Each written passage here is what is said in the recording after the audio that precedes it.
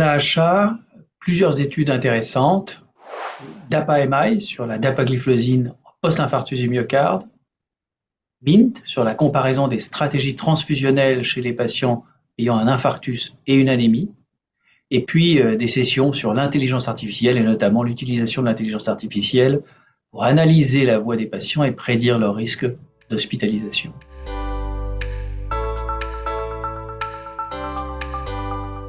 Les résultats de DAPA-MI ont été présentés à l'AHA 2023.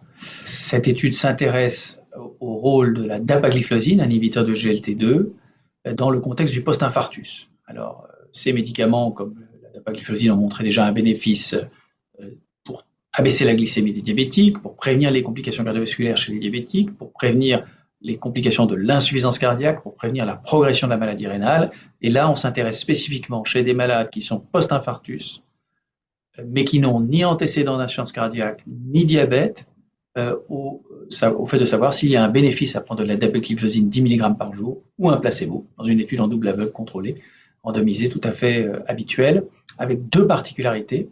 La première, elle est réalisée dans des registres suédois et britanniques, le registre Sweetheart, le registre MINAP, avec un suivi exhaustif grâce au registre administratif. Et la deuxième, c'est que le critère de jugement est un critère composite, et ce critère composite a été analysé non pas suivant les méthodes statistiques traditionnelles, mais suivant la méthodologie du win ratio, qui est une méthode non paramétrique qui consiste à comparer des paires de patients au sein de l'essai, au sein de la population. Et on regarde quel est le traitement qui gagne sur chaque comparaison. Et quand il y a plus de comparaisons gagnantes pour un traitement, ce traitement est gagnant.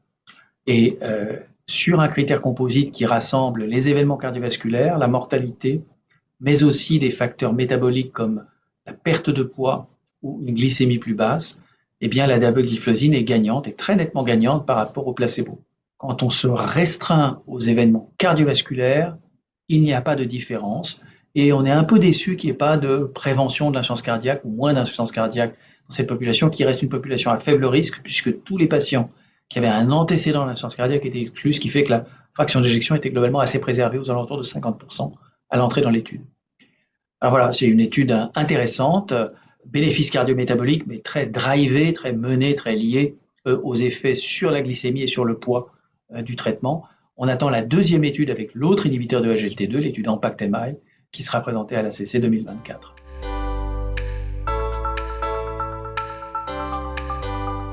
À l'AHA 2023 ont été présentés les résultats de l'essai randomisé MINT. MINT, c'est un grand essai mondial piloté par le NIH américain et auquel a participé la France, qui s'intéresse aux stratégies transfusionnelles chez les patients qui ont un infarctus du myocarde et une anémie. Alors, les coronariens qui ont une anémie, la plupart des essais randomisés ont montré, en chirurgie cardiaque, chez les patients hospitalisés en urgence pour hémorragie digestive, qu'il vaut mieux être assez restrictif dans l'utilisation de la transfusion et ne transfuser que les malades qui ont une hémoglobine franchement basse, vers 7 ou 8 grammes. Et que la transfusion libérale, la stratégie de transfusion large à main nue, n'est pas supérieure, voire même peut être dangereuse car elle crée de l'insuffisance cardiaque. Et dans le contexte de l'infarctus aigu, on ne sait pas quelle est la meilleure stratégie et il est possible que ce soit très différent à cause de l'ischémie myocardique évolutive.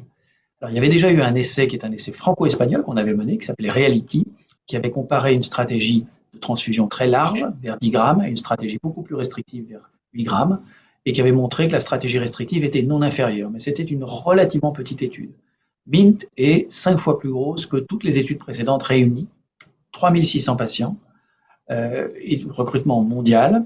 Et le résultat, c'est que la stratégie libérale semble supérieure à la stratégie restrictive. Quand on dit libérale, c'est-à-dire transfusion dès 10 grammes d'hémoglobine ou en dessous. Alors, pour être tout à fait complet, elle est limite supérieure puisque la valeur statistique du P est à 0,006 ou 0,07, suivant la façon dont on le compte, à 2 événements près. On aurait eu 2 événements de plus dans le groupe libéral et le petit P était significatif, donc ça tient à pas grand-chose. Mais néanmoins, c'est la meilleure preuve, c'est le plus haut niveau de preuve qu'on ait aujourd'hui. Il faut bien prendre des décisions pour nos patients au quotidien aujourd'hui. On ne peut pas se contenter de dire « attendons la prochaine étude qui n'aura pas lieu avant 5 ou 10 ans ». Et donc, je pense que pour les transfusions d'aujourd'hui, il faut utiliser une stratégie libérale qui se montre réduire pratiquement significativement le risque de décès et d'infarctus du myocarde et réduire très significativement la mortalité cardiovasculaire sans excès d'insuffisance cardiaque. Et donc, globalement, l'effet semble assez clair, d'autant qu'il est homogène à travers tous les sous-groupes il n'est pas évident que le type d'infarctus, la préexistence d'un antécédent d'insuffisance cardiaque modifie les résultats observés.